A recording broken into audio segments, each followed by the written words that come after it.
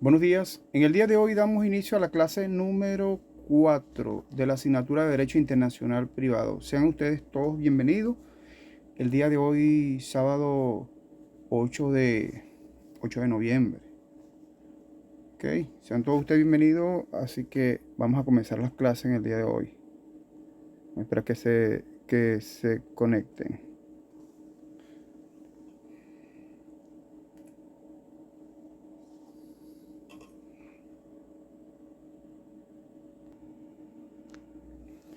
Buenos días.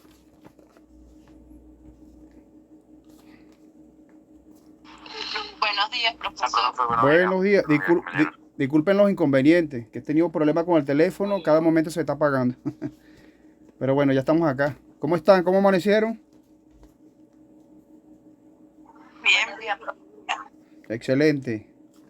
Ok, en el día de hoy vamos a comenzar la clase número 4 correspondiente a lo que es el tema del orden público internacional, sus caracteres y efectos, entre otras características que vamos ya a mencionar. Vamos primero a pasar la asistencia, como siempre, para dar constancia de la asistencia de ustedes acá. Castillo Anzola, Mauro Alexander. Profesor, el grupo presente. Mauro, saludos.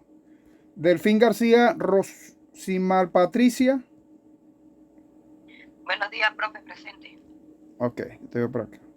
García Luis Alberto.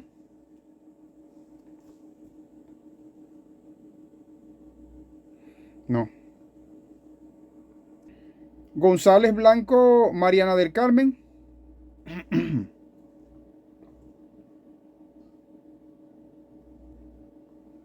No la veo por acá. Oropesa Echeverría, Adriana Nazaret. Profe. Ok, Adriana. Pereira Villarruel, María Eugenia. Ya te veo por aquí. Pereira, profe. Pereira Villarruel, María Eugenia. Sí. Ajá, ya te veo por aquí. Saludos. Okay, gracias, profe. Polanco Molina, Inri Alexandra. Polanco no la veo por aquí. Ok. Rodríguez Pérez, María José. Presente, profe. Buenos días, señorita Rodríguez. Buenos días. Torres, Rosángel Carolina.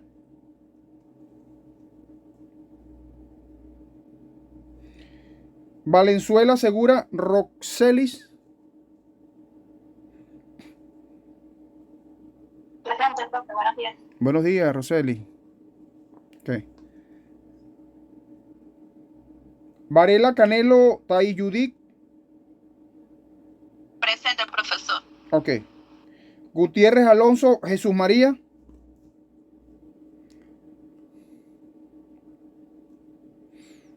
Ok, si hay alguien que no haya mencionado por acá por la lista y que esté presente, por favor. Profe, Bueno, profe, no sé si me nombró a mí Luis García. García Luis, No lo escuché bien. García Luis Alberto. ¿Sí? ¿Cómo está, García? Tengo mucha interferencia. Gracias, profe. Ok, ya te veo por acá. Buenos días, profe. Yo ingresé y ya había pasado mi nombre por lo que veo, Inri Polanco. Te estoy viendo por acá, Inri. Bienvenida. Gracias, profe. ¿Alguien más que se haya quedado sin la asistencia? Ok. Bueno, muchachos, en el día de hoy, entonces, como les estaba indicando, vamos a comenzar con la clase número 4 de esta cuarta semana en relación a, tengo por acá, al tema número 4.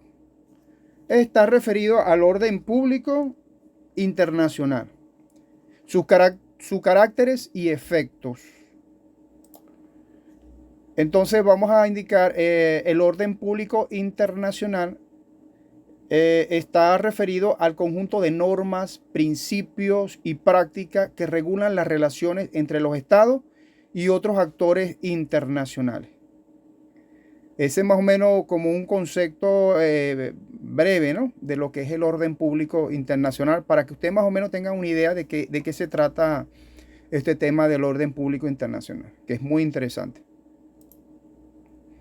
Este orden público también es un sistema complejo y dinámico, el cual busca garantizar la paz, la seguridad y el desarrollo global.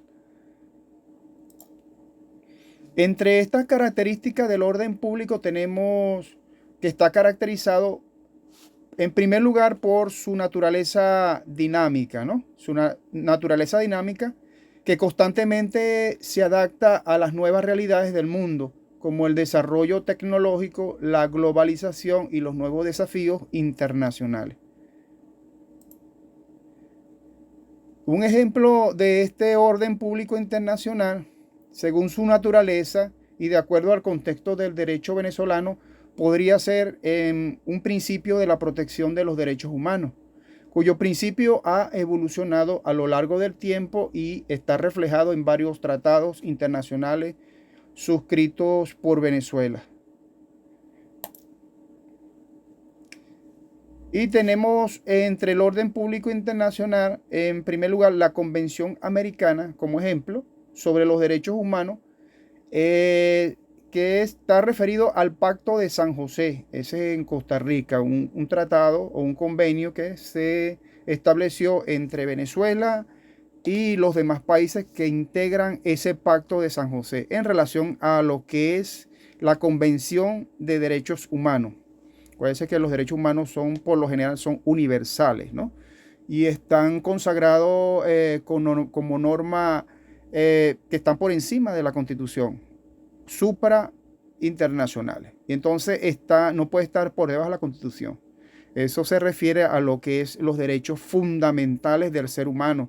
Como ya lo hemos mencionado, que los derechos del ser humano están consagrados en nuestra Constitución, como es principalmente el derecho a la vida, el derecho a la alimentación, el derecho a la educación, el derecho a incluso a tener una vida digna y estable, ¿no?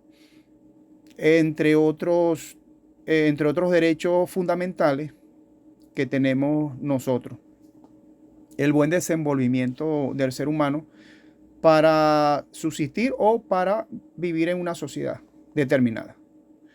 Tenemos en segundo lugar como ejemplo de ese orden público internacional, de acuerdo a su naturaleza, los acuerdos de la Organización de las Naciones Unidas, que es la ONU.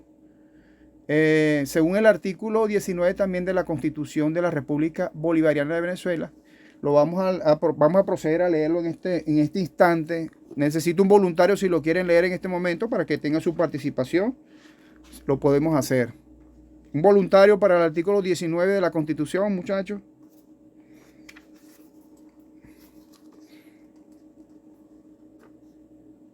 Nadie.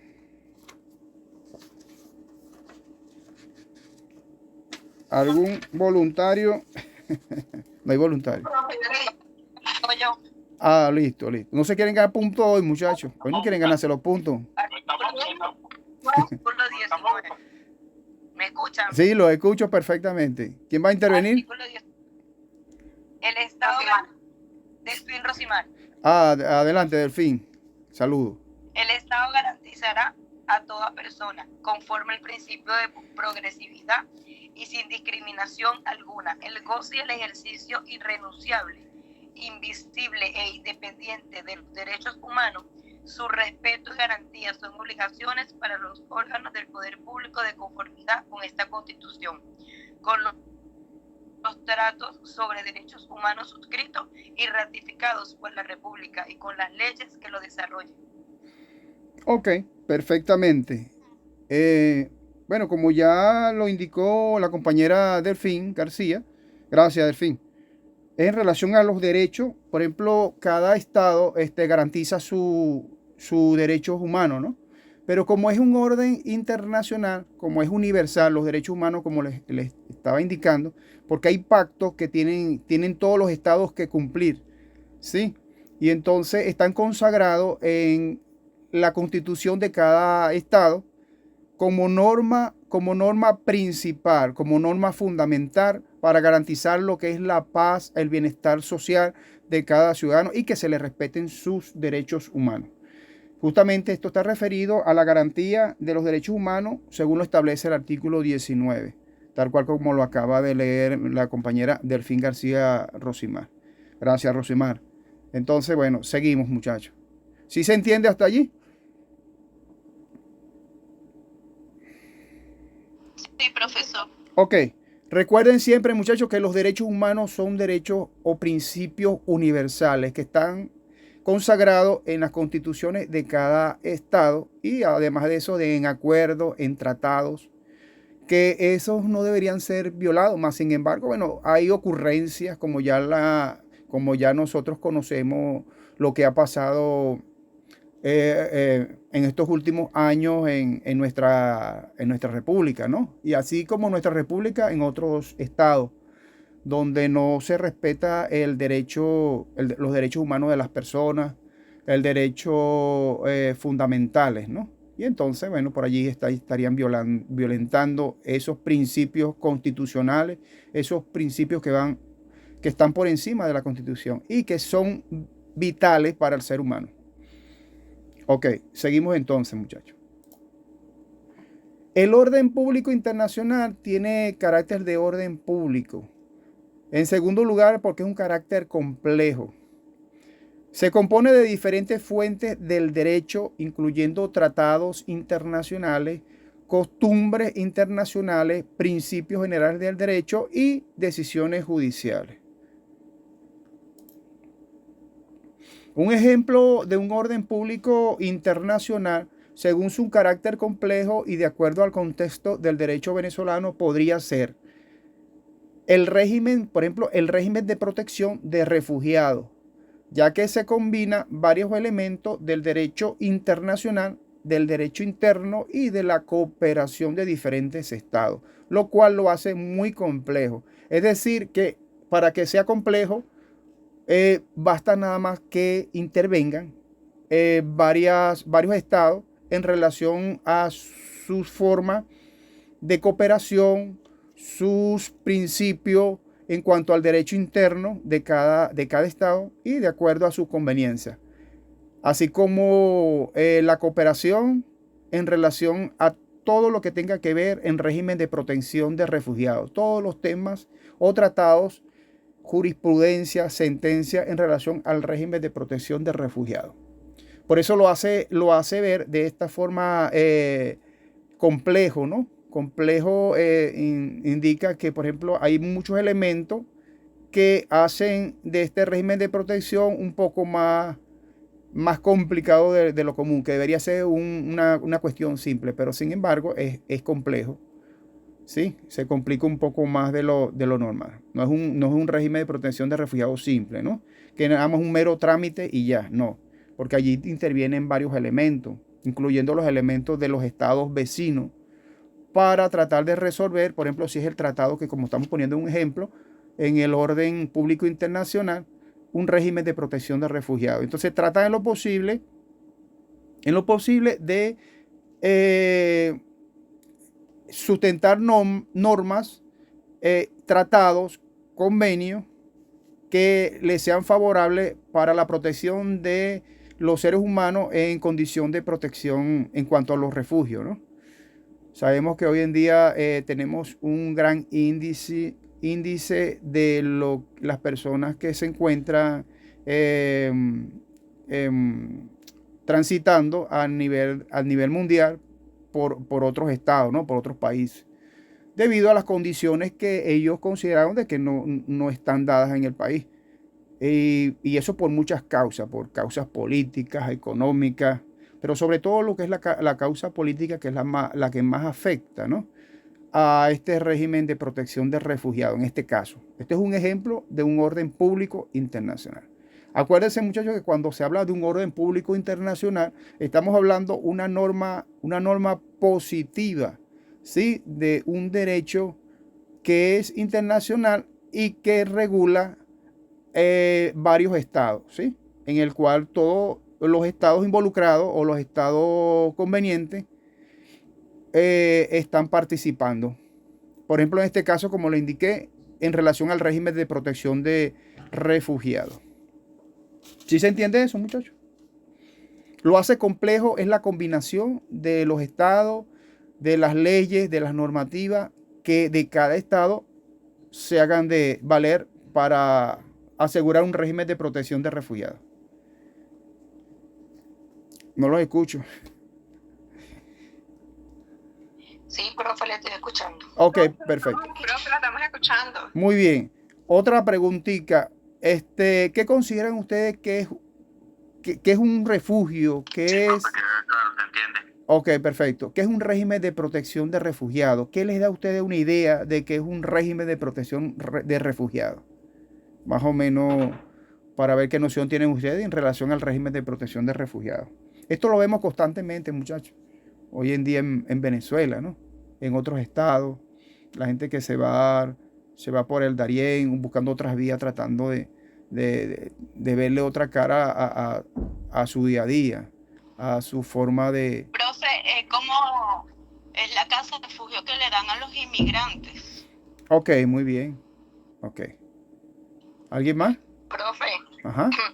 el régimen de protección de refugiados es como para brindar la seguridad y la asistencia a aquellas personas que huyen de su país por cualquier origen o por cualquier causa.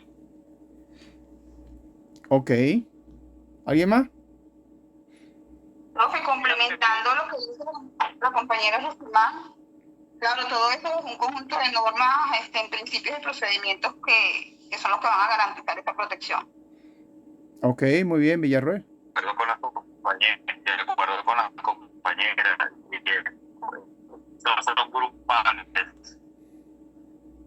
Ok. ¿Alguien más? Permiso. Adelante. Bueno, cuando viajé un tiempo por Brasil, había en la frontera de Santa Elena, para cruzar a la frontera con Brasil, estaba es un refugio donde estaban todos los paisanos viviendo ahí, protegidos por la seguridad de Brasil, amparados por Barack Obama. Entonces, a lo que voy es que los niños menores de edad no los dejaban salir, ya que podían sufrir los podían raptar, porque en todos los países siempre hay peligro. Pero en Brasil hay un índice un poco más alto con respecto a la trata de los niños, a los órganos y todo eso. Entonces vi que al parecer tenían como más sobreprotección con los niños que estaban en situación de calle y venían sin documentación, menores de edad. Ok, muy bien. Eso suele suceder mucho cuando las personas emprenden ese viaje, ¿no? De mucho riesgo, muchos peligros, porque en el transcurso de ese andar y ese caminar y transitando fronteras desconocidas, que para ellos es una aventura, pero arriesgado a todo, se consiguen generalmente con muchas mafias, ¿no? Lo que, por ejemplo, son muchas bandas criminales que están pendientes de, en lo posible, de lucrarse de la situación. No les importa el dolor ajeno de las personas que están en esas condiciones. Eso se da mucho, por ejemplo, los que transitan hacia los niveles de México, Colombia, los carteles. Entonces ellos son unas mafias criminales que se encargan y están organizadas como una delincuencia organizada, para tratar de fregarle la vida, como dicen por allí, a las personas o los transeúntes que están de paso a un destino determinado. Entonces ellos corren muchos peligros, incluso les roban sus pertenencias, los amenazan e incluso pueden quitarle la vida. O sea, suceden muchos hechos lamentables en relación a estas situaciones, ¿no? De migraciones y de éxodo. Adelante. Lo que pasa es que anteriormente los refugios, más que todo, llegaban personas que eran perseguidos políticos o perseguido por alguna causa. Ahorita, hoy en día, los refugios se han puesto de moda. ¿Por qué? Porque todo el mundo quiere emigrar y todo el mundo quiere llegar a un refugio para que lo mantengan y no pagar alquiler. En la frontera de México está tal cual como usted dice, corre mucho riesgo las personas y la mafia está súper activa. Yo recuerdo reciente, mi prima se fue a Perú y tenía como 5 años en Perú y saltó de Perú a Estados Unidos. Cuando ella llegó a México, a ella la agarraron en una camioneta y ella duró secuestrada como 3 semanas y después le permitieron hacer una llamada y llamó al novio que él estaba en Estados Unidos y le pidieron 5,000, hasta que no trajeron los $5,000 no la soltaron. Sí, eso es muy... O sea, ahí se ve mucho. Sí, es muy común, Delfín, ¿oíste? Eso es muy común, muy común. Fíjate que la gente dice, bueno, yo voy a emigrar, pero hay que también medir, muchachos, las consecuencias que eso nos puede traer. Incluso perder la vida, y incluso en un país vecino, imagínense. Ni siquiera morirnos aquí en nuestro país, sino afuera. Qué dolor, de verdad. Es lamentable, ¿no? Pero bueno, mucha gente consideran de que es el camino, ¿no? Es el camino para tratar lo posible de buscar una solución a algo. Pero es un tema de riesgo, realmente. Y justamente el régimen, lo que es la parte del régimen de protección de refugiados, está dedicado a través de esos elementos y de esos tratados internacionales para brindarle la seguridad en cuanto a la alimentación, en cuanto a su seguridad personal, a cada transeúnte, cada persona que esté transitando provisionalmente por ese estado, es decir, por esa nación, hasta que lleguen a su destino recurrente o final. Por eso tratan en lo posible de que no tengan baja, en el sentido de que no hayan muertos, que no hayan personas lesionadas durante ese transcurrir. Pero siempre están las mafias que están organizadas, como les estoy indicando, ¿cómo se llama esto? Sí, unas mafias criminales, ¿sí? Unos carteles, ellos llaman carteles. Es unas mafias muy organizadas. Y entonces, bueno, eso, vienen las lamentaciones en cuanto a esas situaciones. ¿Alguien más quiere intervenir en cuanto a este punto?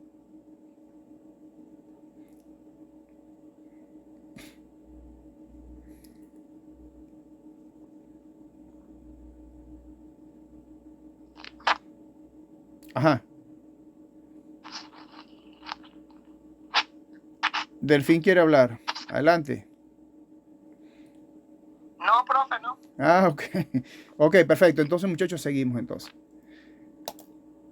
Ok, tenemos un carácter entonces complejo, indicándonos lo que es la parte de los elementos que estamos anteriormente mencionando, debido a la protección de refugiados que involucra normativas internacionales, como la Convención de Ginebra de 1951 y su protocolo de 1967, así como los tratados regionales como el Estatuto de los Refugiados de la Organización de los Estados Americanos, OEA, cuyos instrumentos establecen criterios sobre quién califica como refugiado, derechos de los refugiados y deberes de los estados en relación a su protección. Eso siempre y cuando las personas, por supuesto, lo soliciten, ¿no? Y entonces van a realizar una serie de calificación y quiénes van a ser los refugiados. Pero como hay un tratado internacional en cuanto a la normativa suprema en relación al derecho fundamental del ser humano, sobre todo la vida, la alimentación, entonces se ven obligados de una u otra forma a prestarle el auxilio conveniente a las personas que están transitando de diferentes estados por ese país, porque ningún estado quiere, por lo general, quedarse con ese problema, ¿no? De lo que es la parte de los migrantes, porque ya sería un problema ya de índole mayor para el mismo estado de forma interna. Y entonces tratan en lo posible de brindarle esa mano amiga, así ellos no quieran, pero están obligados, según las normas internacionales, de brindarle esas condiciones de refugiado, ¿sí? Para que sigan a su camino y lleguen a su destino final. Ok, Entonces, estos instrumentos establecen criterios sobre quién califica, como le estoy indicando, como un refugiado, debido al derecho de los refugiados y deberes de los estados en relación con su protección. Ellos están obligados a prestarle ese auxilio, esa protección a cada uno de los migrantes que transitan, bien sea provisional o de forma, bueno, generalmente es de forma provisional, pero a veces les llega un poco más de tiempo, ¿no? Porque realmente esa situación de la migración, muchachos, no es nada fácil para los estados, ¿no? Y entonces, nada, se les complica un poco. Ok, seguimos acá. Tenemos entonces en segundo lugar lo que es el derecho venezolano, ya que el artículo 52 de la Constitución de la República Bolivariana de Venezuela, ¿quién me lo puede leer, por favor? El artículo 52 de la Constitución, para hacer un paréntesis aquí. Un voluntario, 52. Ok. Toda persona tiene el derecho de asociarse con fines lícitos, de conformidad con la ley. El Estado estará obligado a facilitar el ejercicio de este derecho. Ok. Esa es una norma de orden público internacional. Esto es una norma suprema en el cual se debe reconocer y se debe cumplir por cada estado, ¿no? Esto en cuanto al derecho de asociarse con fines lícitos. Todo lo que sea lícito en esta norma, por supuesto, bienvenido.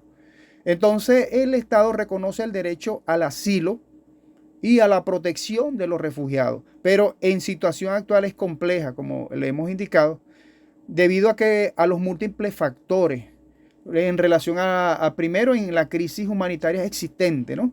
La cual nos ha llevado a un éxodo masivo de venezolanos a otros países, que era lo que estamos refiriéndonos. Ese pasar de esas fronteras, de fronteras en fronteras, para tratar de llegar a su destino. Ese es un éxodo masivo de venezolanos y que generan desafíos para la gestión de la migración y la protección de los derechos de los migrantes y refugiados.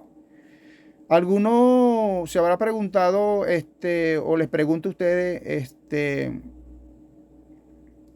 es una migración para ustedes? ¿Qué es migración para ustedes, muchachos? Está facilito. Una cantidad de personas bien de que empiezan a salir de un país a llegar a otros países, ¿no?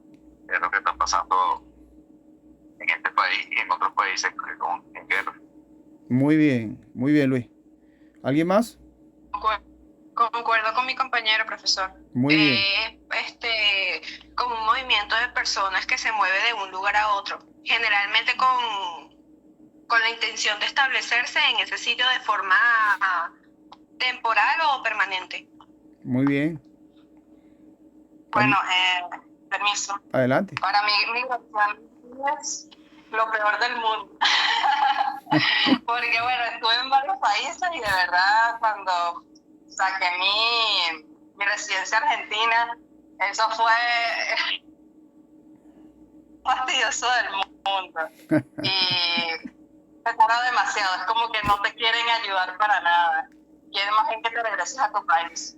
Y bueno, por lo menos cuando estuve en Brasil, fueron más solidarios al ver que un venezolano y sí te presta la mano ayuda y no te lo ponen tan difícil. Pero sí, comúnmente migraciones es como algo que te molesta en el tobillo, sinceramente. Fíjate que a pesar de que ellos no querían ayudarte, ellos están en la obligación de ayudarte. Porque es un compromiso, unos tratados. Aunque te vean feo, sí, a la final tienen que ayudarte, pues. Porque ellos no se pueden quedar con un problema vecino, sino tratan de solucionarle el problema a la persona. Aunque lo hagan de forma tardía, aunque le pongan trabas. Y nosotros los venezolanos que somos tan persistentes, nosotros somos de verdad, de verdad. Y esto es de verdad aplaudible y wow. Que es una cosa que cada venezolano que transita por cada región tienen una fortaleza, ¿no? De lograr sus objetivos para tratar de reubicarse en algún sitio Y bueno, no todos tienen la posibilidad de hacerlo de esa forma, ¿no? Otros van con otras intenciones malignas, ¿no? Y entonces por unas cosas que cometen esos malhechores, nos etiquetan a nosotros los venezolanos, ¿sí? No todos los venezolanos, yo considero que hay mucha gente buena en Venezuela, ¿sí? Aparte de las personas que se han ido, pero hay otros que sí son malintencionados y bueno, y de eso hay de sobra. Por eso nos tildan lo que éramos nosotros anteriormente, nosotros tildábamos ante los colombianos, ¿no? En ese sentido, nosotros estamos en ese nivel internacional. Somos como los colombianos a nivel internacional, que nadie nos quería. Y entonces, así está pasando con Venezuela, por las mismas situaciones que están ocurriendo y que dejan una mala huella para que los demás, por ejemplo, de repente unas personas que tengan una buena intención de viajar o de conocer por X circunstancia, ya esa tachadura queda allí, ¿no? Pero de la forma más fea. Y entonces, bueno, nos ven de esa forma, ¿no?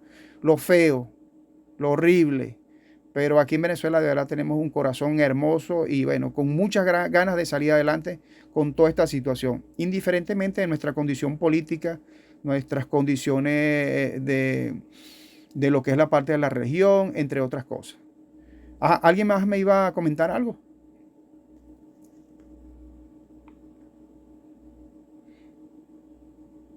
Ok, muchachos, también pueden exponer si quieren sus experiencias, es importante, ¿no?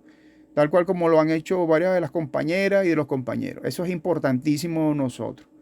Acuérdense aquí estamos construyendo la clase y de esa experiencia nosotros también vivimos, ¿no? O nos fortalecemos o nos damos una idea de qué ha pasado en cuanto a esas situaciones. Muchachos, yo quería preguntarles, ya que les pregunté en una oportunidad hace unos instantes, en relación a lo que era la migración, ¿verdad? Ahora les voy a preguntar, ¿qué es para ustedes un asilo? ¿Qué idea les dan a ustedes qué es un asilo? ¿Por qué se considera que es un asilo? No un asilo de demente, ¿no? Ajá. Entonces los escucho, muchachos, para su intervención. Nadie. Profe, Ajá, adelante, Delfín. cuando hablamos de asilo, es como una protección internacional que le otorgan a una persona que huye de su país origen. Ok, muy bien. ¿Alguien más?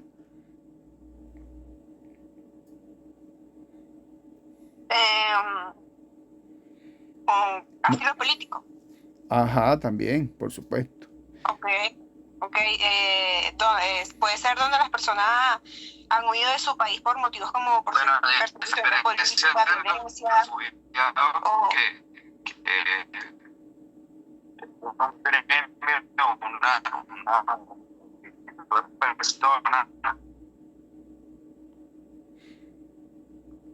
Ok, ¿alguien más?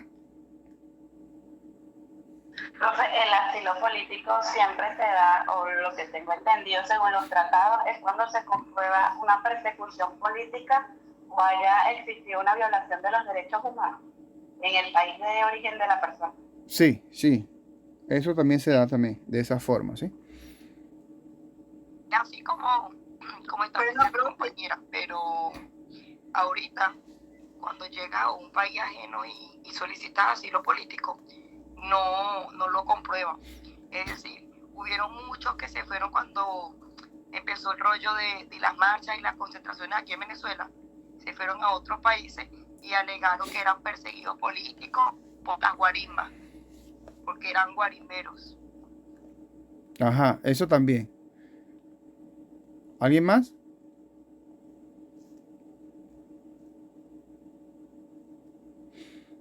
Ok, muchachos. Entonces, seguimos con la clase.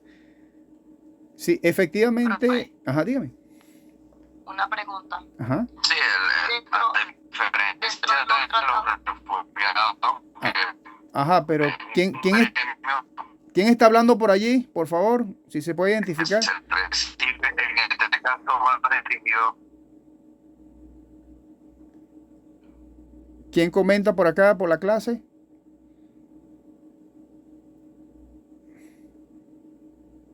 No lo veo por acá. permítame. permiso, profe. Adelante. Para el último, no sé si mis compañeros o usted vio una película que está en Netflix que se llama Simón. Ajá. Ahí demuestra claramente lo que viene siendo el asilo político, ya que esa persona solicitó por el asunto, sí, bueno, si era una película, bueno, ya saben. Y eso es como la viva imagen de que se trata de asilo político, ¿no? Claro, claro. Eso efectivamente. Sí, lo que se ve en esa película realmente es así, pues. ¿Alguien más?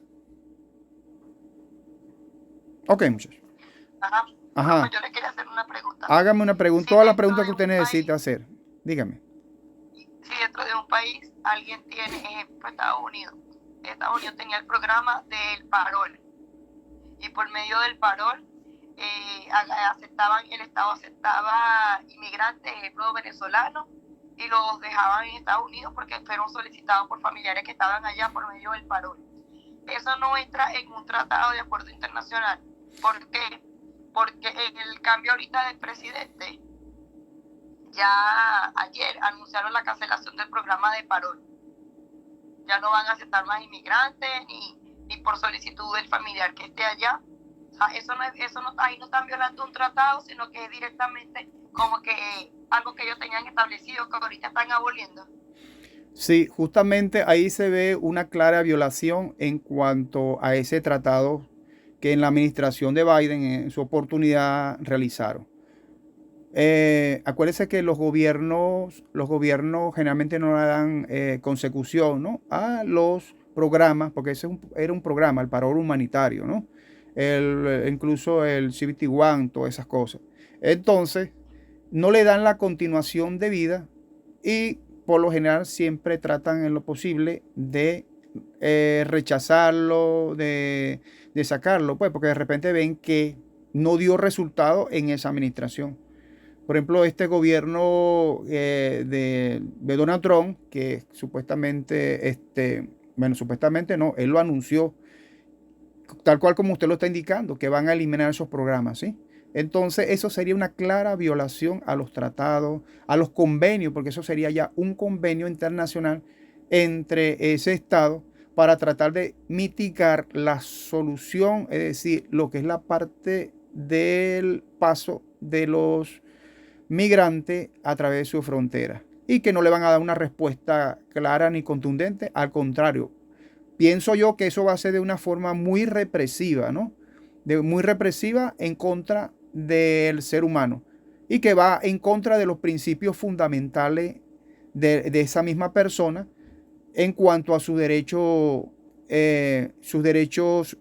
fundamentales, entre ellos la vida, la salud, la alimentación y todos los derechos que ustedes se pueden imaginar. Y entonces eso va a ser, Claro, profe, eso va a ser un problema grave. Esto nos viene un problema grave con eso.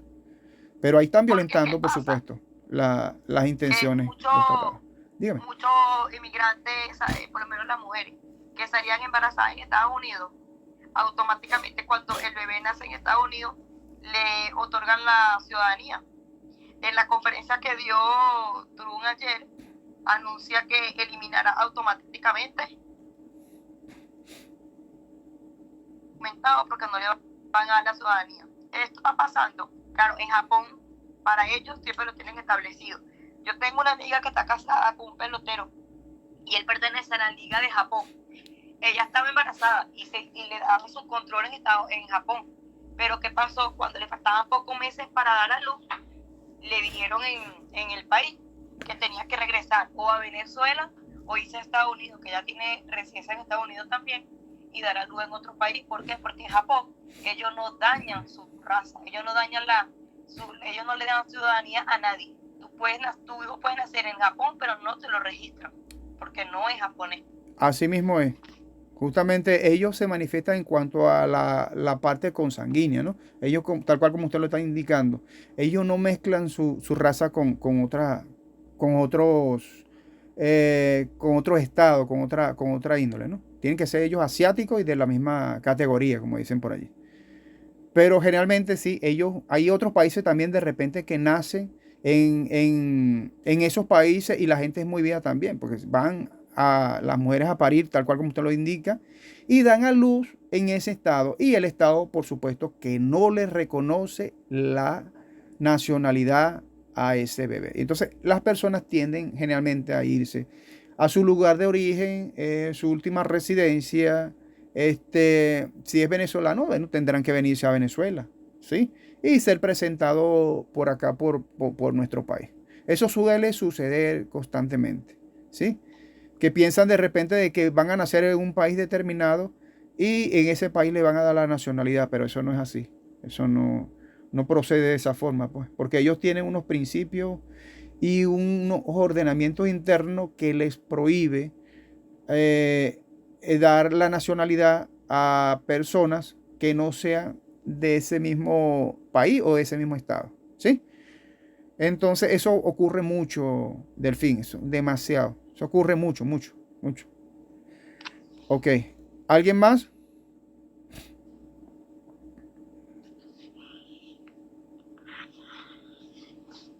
Ok. Seguimos.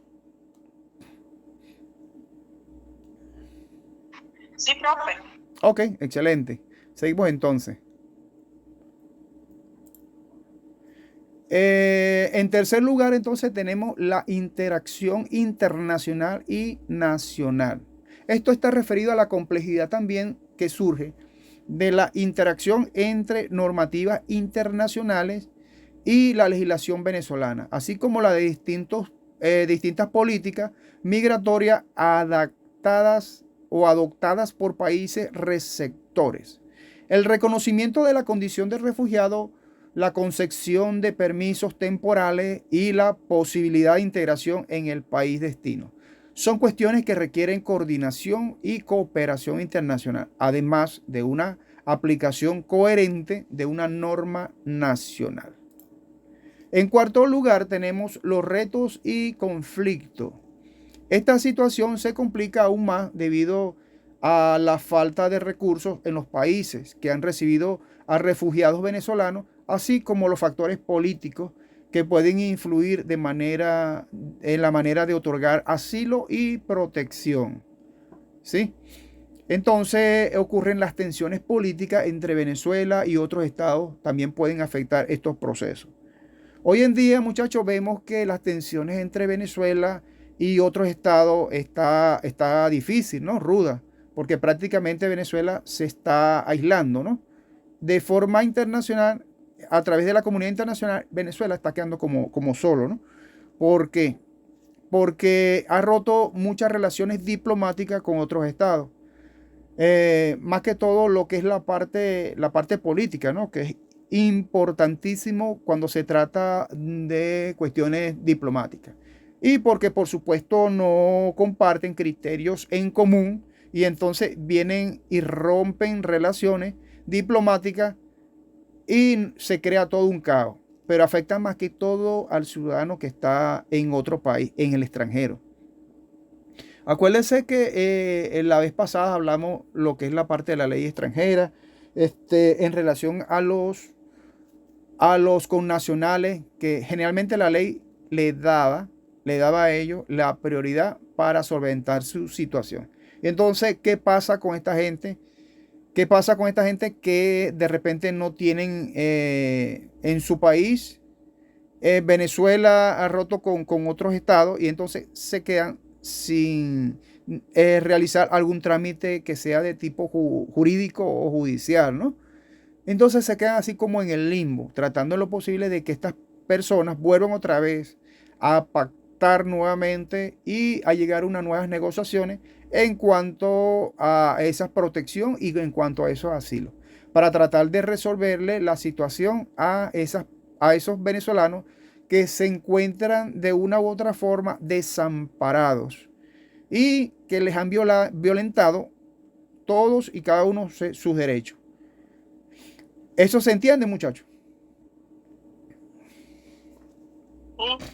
Sí, profe. Ok, perfecto. Sí, profe. Ok. Entonces tenemos la relación con la soberanía en cuanto a los caracteres de orden público, la relación con la soberanía estatal. Este orden público internacional lo que busca es el equilibrio de la soberanía de los estados, con la necesidad de cooperación y coordinación de asuntos de interés común. Acuérdense que les hablé que generalmente las normativas implican un orden común, es decir, un acuerdo común entre los estados para que se dé de forma pacífica, por decirlo allí, de forma coordinada y con mucha cooperación por los estados. O sea, que tienen que tener algún punto en común para ello dirimir cualquier situación que tenga que ver con la soberanía estatal. Entonces, tenemos un ejemplo de un orden público internacional relacionado con la soberanía estatal y de acuerdo al contexto del derecho venezolano, podríamos indicar la normativa sobre los derechos humanos y la intervención humanitaria. La soberanía estatal implica que cada país tiene la autoridad suprema, cada país, muchachos, tiene la autoridad suprema sobre su territorio y derecho a gobernarse a sí mismo sin interferencias externas. Sin embargo, esta soberanía está limitada por las obligaciones internacionales que el Estado ha asumido, especialmente en el ámbito de los derechos humanos. En segundo lugar, tenemos el derecho internacional de los derechos humanos, en el que Venezuela es parte de varios tratados internacionales de derechos humanos, como la Convención Americana sobre los Derechos Humanos. Estas convenciones obligan a Venezuela a respetar, garantizar y promover los derechos humanos dentro de su territorio, lo que establece un marco que puede entrañar conflictos con su soberanía.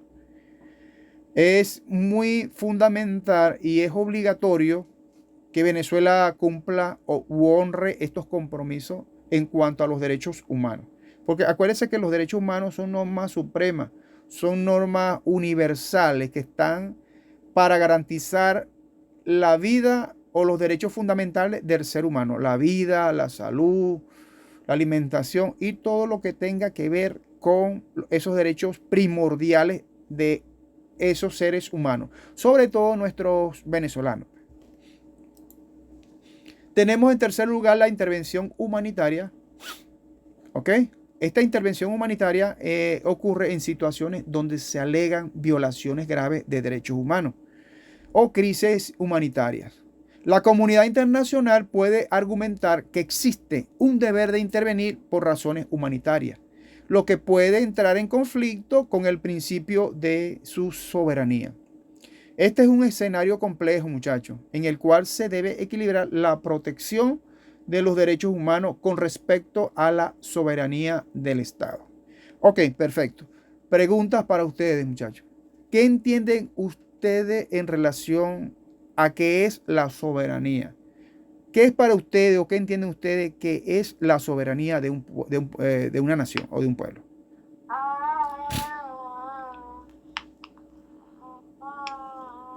Adelante, Delfín.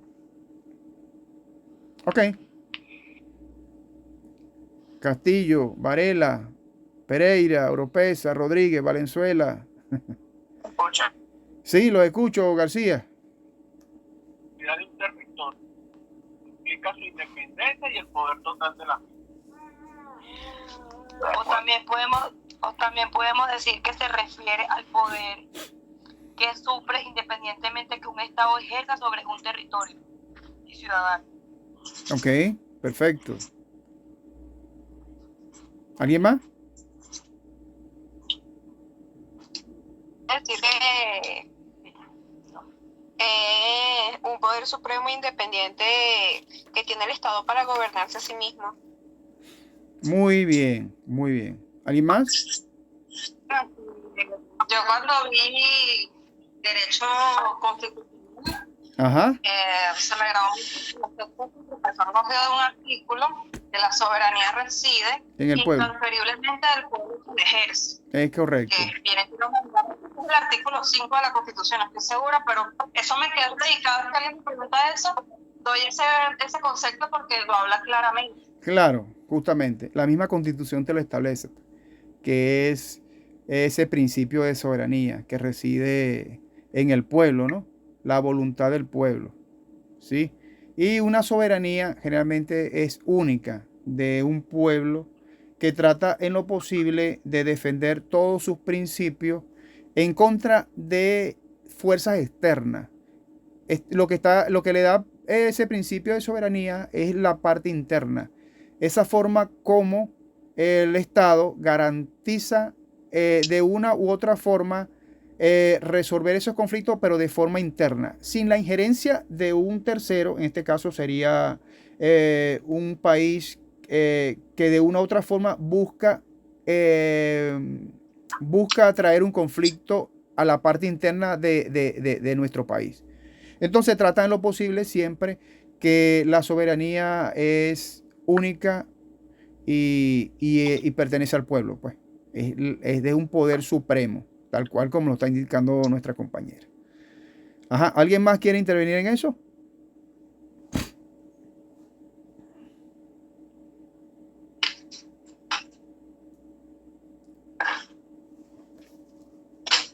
Nadie.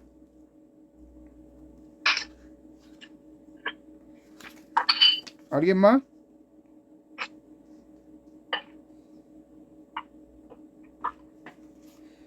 Ok, muchachos. Entonces, tal cual como lo indicó la compañera, que se le quedó en su oportunidad el tema de la soberanía cuando vio constitucional, sí, efectivamente, en su artículo 5 de la Constitución indica que la soberanía reside intransferiblemente en el pueblo, quien la ejerce directamente en la forma prevista en esta Constitución y en la ley, e indirectamente mediante el sufragio por órganos que ejercen el poder público. El poder público se refiere al poder del Estado, ¿no? Los órganos del Estado emanan de la soberanía popular y en ella están sometidos. Es un poder supremo, ¿no? Que es intransferible a través del pueblo. Ajá, ¿alguien más quiere mencionar algo?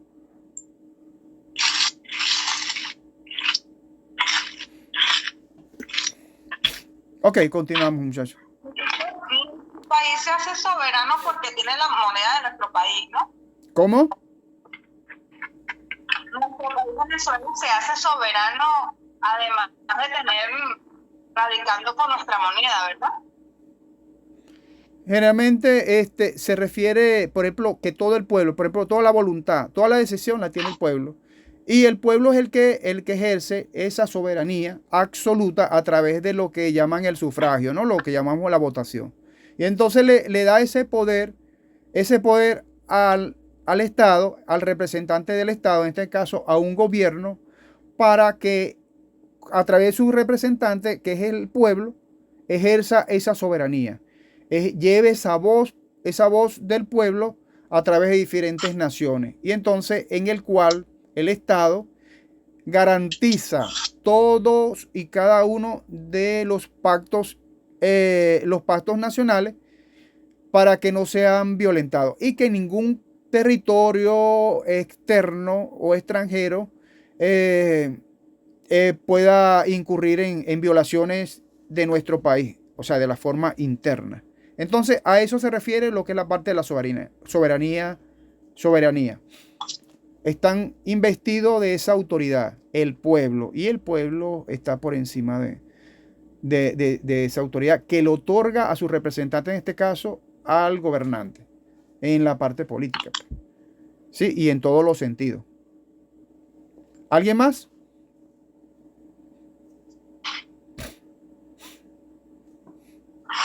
Ok, seguimos, muchachos. ¿Se acuerdan que en unas oportunidades, y siempre son los rumores que nosotros hemos siempre tenido acá, esas amenazas de repente que hemos escuchado, donde en nuestro transcurrir del tiempo político en Venezuela hemos escuchado situaciones que nos quieren invadir? Esto está referido, muchachos, a lo que estamos indicando acá, la intervención humanitaria. Porque son órdenes que, por ejemplo, la comunidad internacional velan, ¿no?, por situaciones graves en cuanto sea muy recurrente las violaciones de los derechos humanos. Acuérdense que acá llegó también la Corte Internacional, la Corte Penal Internacional con el doctor Karim Khan, no sé si se acuerda, y entonces eso todavía está en litigio, ¿no? Para demostrar todas esas situaciones. Venezuela indicó su representante y todo eso está en sus etapas, ¿no? Como preliminares. Pero todo tiene un orden. Y entonces, en relación a esas violaciones graves de derechos humanos, se da esa posible intervención de factores externos, es decir, de otros estados que de una u otra forma tienen algún interés en el estado que van a intervenir. Pero generalmente cuando se dan violaciones muy graves, están obligados esos estados a intervenir, porque es una comunidad de estados en contra de un país, a pesar de que existen conflictos después con la soberanía internacional, la soberanía de cada pueblo. Pues se supone que si, por ejemplo, irrumpen de forma violenta en un país, ya estarían violentándole la soberanía a ese pueblo, a ese estado, ¿no? Y entonces eso ocurre mucho en los países que hemos visto, por ejemplo, en los casos de intervención de las guerras, de los conflictos estos armados que tenemos, que todavía no han cesado, entre Rusia, Ucrania, entre otros estados como Irán, Irak, todos esos estados están en guerra por esas mismas situaciones y que están persiguiendo algún fin común y que no se han puesto de acuerdo, pues imagínense. Y entonces, en relación a eso, les han violentado su soberanía, ¿no? De cada nación. Por eso es que dice que la soberanía, por supuesto, reside en el pueblo y a través del mandato de cada gobernante, quien va a representar a toda esa comunidad. ¿Sí se entiende ahí, muchachos? Ok, perfecto. Sí, profe. Muchachos, no le den pena intervenir, es importante estas intervenciones. Yo porque a veces uno se apasiona mucho, ¿no? En lo que es la parte del derecho internacional, cuando uno está dando las cosas uno tiene que hacerlo bien, ¿no? Tratar lo posible de ser muy, muy místico, muy, muy correcto en decir las cosas. Tratando lo posible de no caer en cuestiones políticas porque eso de verdad es algo delicado, ¿no? Que uno esté comentando situaciones que ya nosotros conocemos, ¿no? Por acá, por estos medios. Bueno, muchachos, seguimos entonces. ¿Alguien más tiene alguna intervención en cuanto a esto? ¿Pueden hacerla por acá, por favor?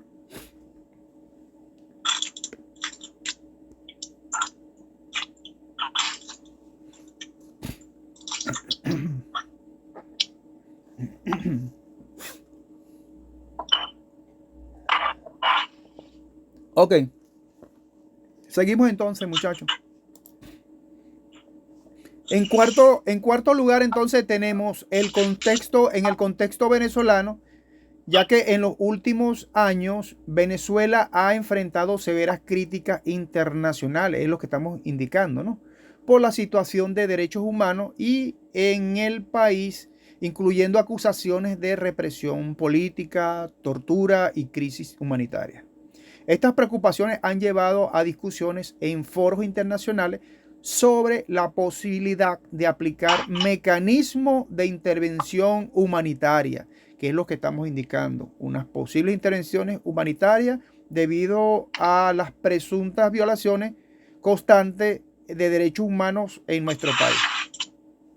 Sin embargo, el gobierno venezolano ha defendido su soberanía y ha rechazado cualquier intervención externa, eso lo hemos visto, argumentando que estas críticas y las propuestas de intervención son intrusiones inaceptables en sus asuntos internos, tal cual como lo estamos refiriendo sobre la soberanía. Cada estado es independiente, por supuesto, en relación a su soberanía. Todo estado tiene una soberanía interna, la cual no debe ser vulnerada a través de organismos terceros estados, sean las razones por las cuales ellos infieran, al menos que sea muy palpable y sea demostrable o esté demostrado de que son reiteradas las violaciones de derechos humanos en esa nación. Sobre todo lo que es la parte del derecho fundamental, el derecho a la vida. Cuando hay demasiados muertos, cuando hay demasiadas personas que sufren de enfermedades a raíz de estas circunstancias y que están en condiciones deplorables de hambruna, tortura, y entonces sea esa parte de las crisis humanitarias. Una intervención posible en otros países o en cualquier país. Venezuela no es la excepción, muchachos. Venezuela podría ser intervenida, ¿no?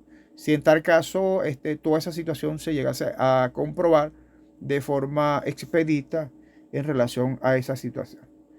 Es importante, muchachos, tener en cuenta de que la soberanía es inviolable, ¿no? No debería ser inviolable, es inviolable. Todos los pueblos tienen una soberanía que no permite de que otras personas o unos terceros den opinión en relación a cómo se va a llevar las situaciones de forma interna. Y entonces a través de esa soberanía están basados los principios y las normas constitucionales para defender esa soberanía. Seguimos entonces, tenemos entonces el desafío y los dilemas. ¿Ok?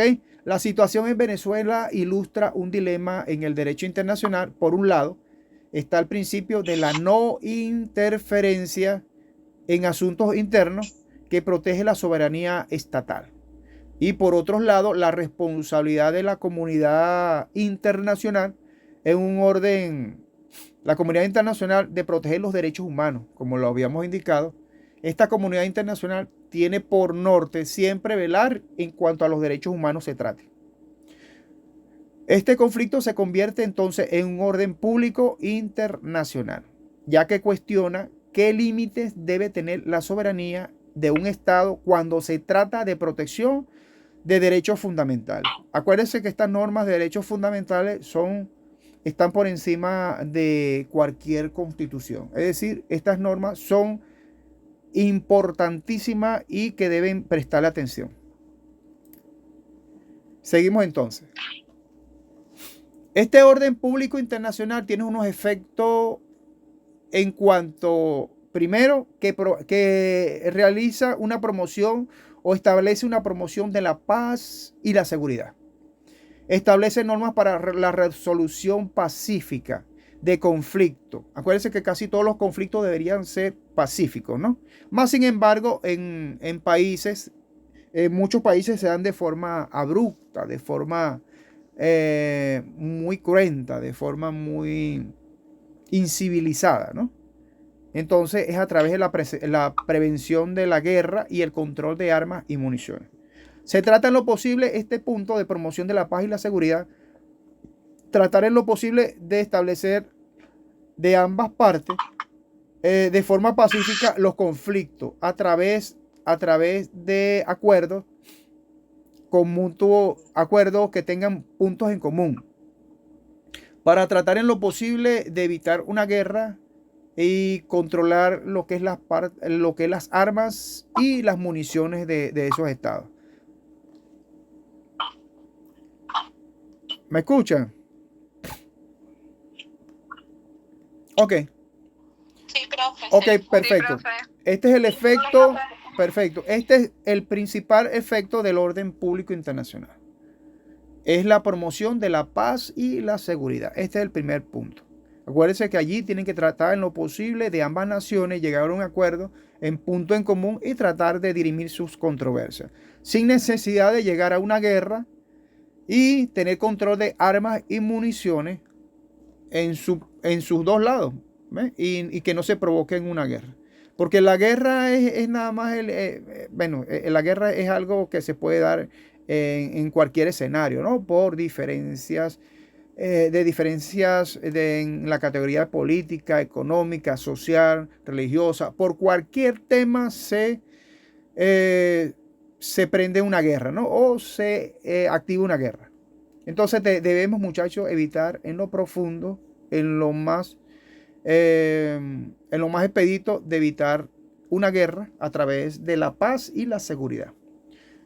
Sabemos que no es fácil, ¿no? Porque todas las personas tienen formas de pensar totalmente diferentes. Somos personas pensantes de formas diferentes, y por supuesto hay personas que no aceptan o no dan su brazo a torcer en el buen sentido, para realizar que las cosas se lleven de la forma pacífica, sino que quieren conflicto. Hay personas que les encantan los conflictos, les encanta. Pero hay otras personas que sí apuestan mucho a la paz, ¿sí? Y a la seguridad que brinda estas normas de orden público internacional. Ok. En segundo lugar, en cuanto al efecto del orden público internacional, tenemos, muchachos, la protección de los derechos humanos. Esta protección de derechos humanos promueve la protección de estos mismos derechos universales, que son universales, incluyendo los derechos civiles, los derechos políticos, económicos, sociales y culturales. Estos son derechos universales y de principio internacional, que van a ser protegidos a través de los derechos humanos, y estos son unos efectos que surten en cuanto al orden público internacional. En tercer lugar, tenemos como efecto del orden público internacional el fomento del desarrollo sostenible.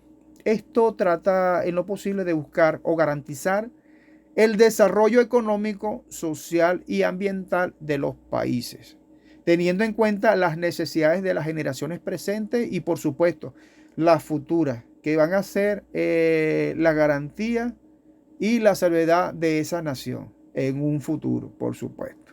Las presentes y las futuras.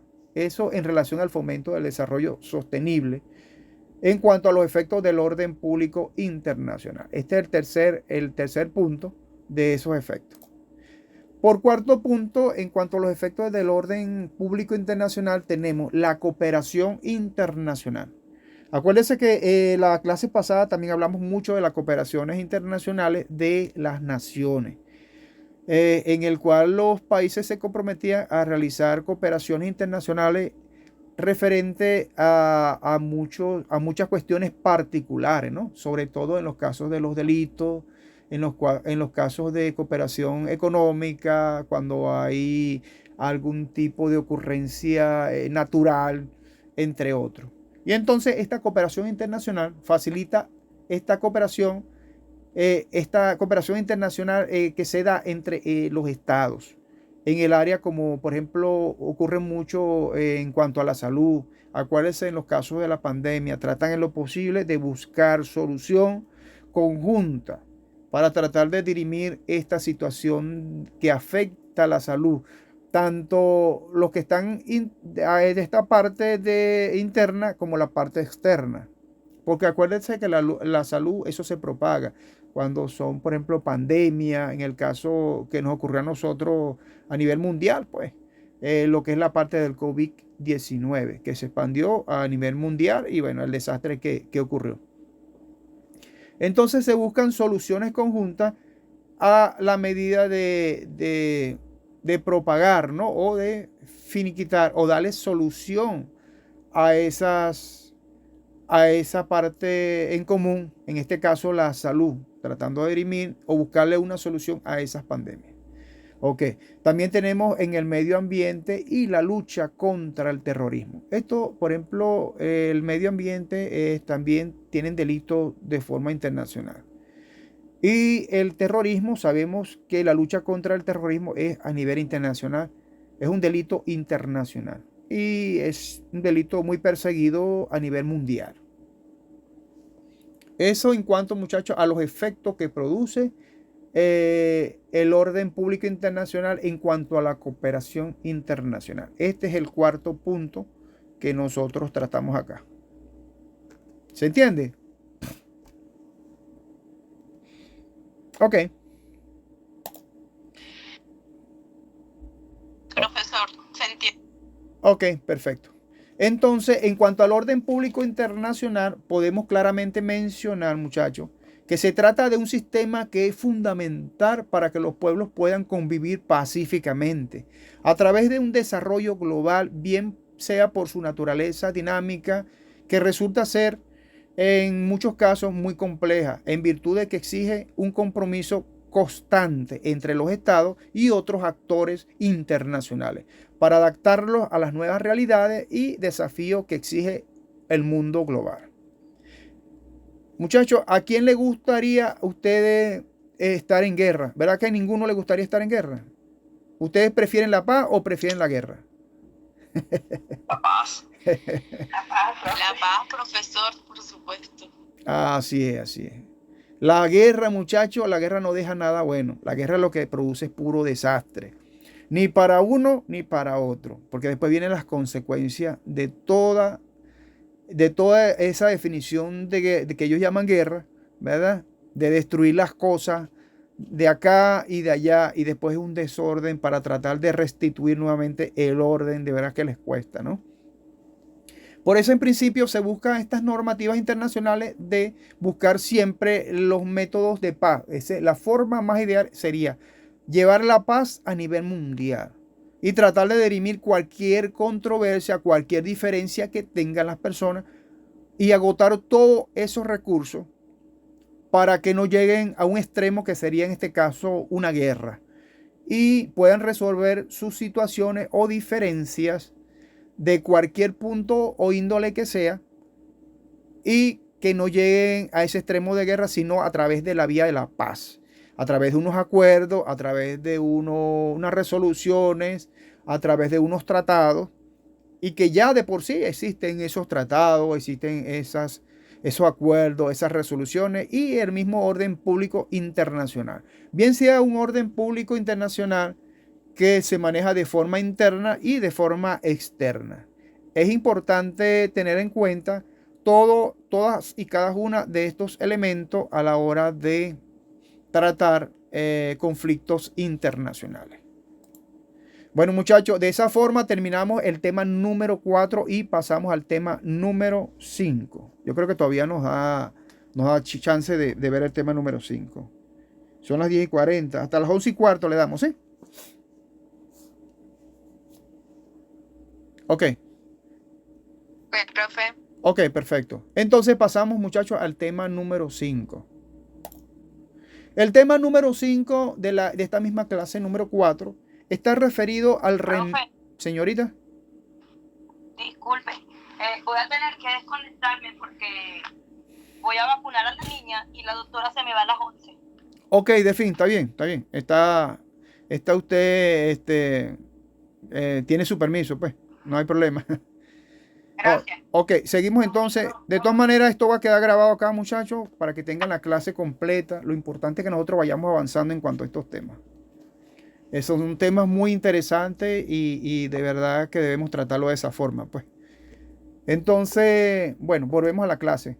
El tema número 5 de esta misma clase número 4 comprende lo que es la parte del reenvío en el derecho internacional privado, los conflictos positivos en el derecho internacional privado y los conflictos negativos en el derecho internacional privado. Estos 3 puntos que son importantes. El reenvío, los conflictos positivos y los conflictos negativos. Esos son los 3 puntos que nos toca manejar en este tema número 5. Ok.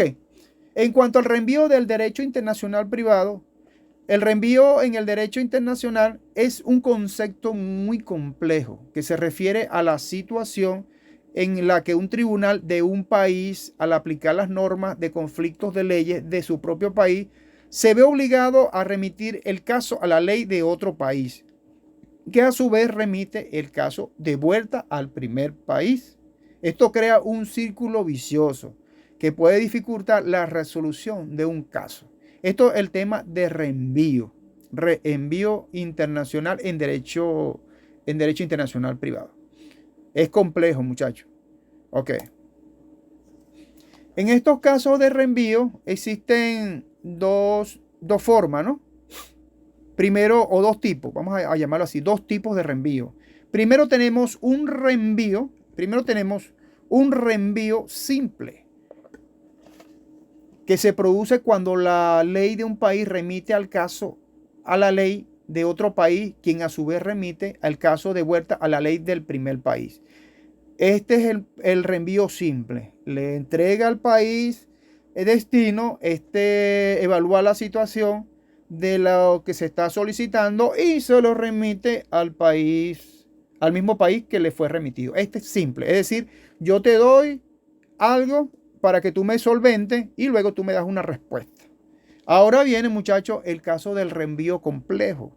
Esta normativa se produce cuando la ley de un país remite el caso a la ley de otro país, quien a su vez remite el caso a un tercer país. Estamos viendo que allí interviene un tercer país. Y cuando, por ejemplo, dicen por allí, cuando interviene otro país, ya se complica la situación. Ya no son bilaterales. Entonces ya son acuerdos entre 3 países. Imagínense, es más compleja la situación. Porque se supone que siempre cuando uno hace un contrato bilateral, siempre se producen bilaterales entre 2 partes, ¿sí? Unilaterales una sola parte, ¿sí?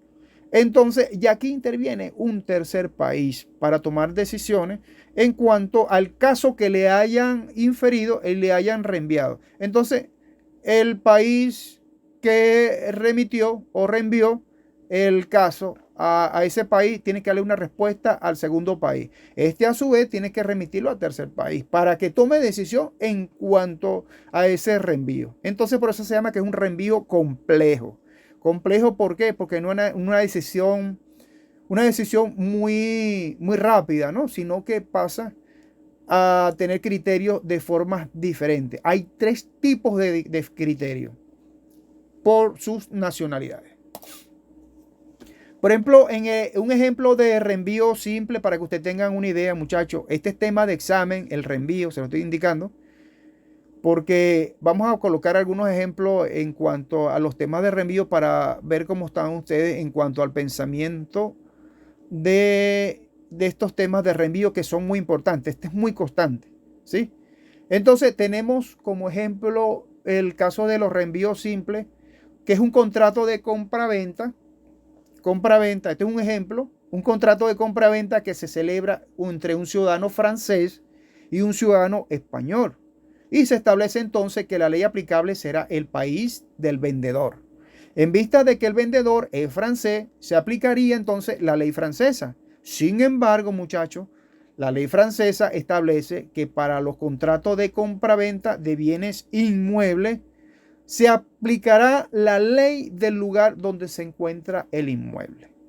Si el inmueble se encuentra en España, la ley española sería la aplicable a esta ley. ¿Sí? Por ejemplo, es un caso de reenvío simple, ya que la ley francesa remite directamente a la ley española. ¿Sí se entiende, muchachos, más o menos?